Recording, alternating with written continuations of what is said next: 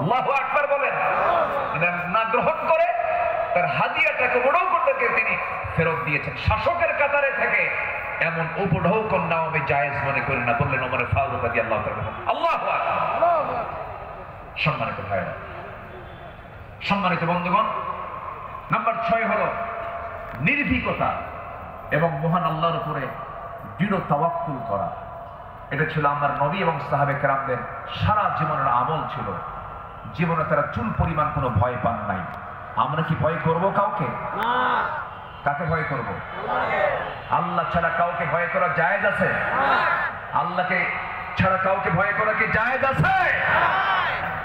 আমার নবীজি কোন এক যুদ্ধের ময়দানে যাবেন, একটা গাছের নিচে তিনি শুয়ে পড়লেন।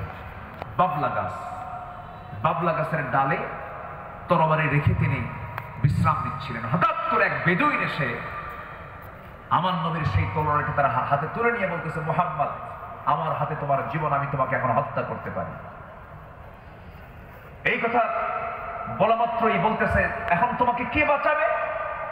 বেদুইন বলছে, তোমাকে এখন কে বাঁচাবে মুহাম্মদ? আমার নবীজি বলেন, আমাকে বাঁচাবেন আমার আল্লাহ, আমাকে বাঁচাবেন আমার আল্লাহ, আমাকে বাঁচাবেন আমার আল্লাহ। 3 বার রাসূল যখন বললেন,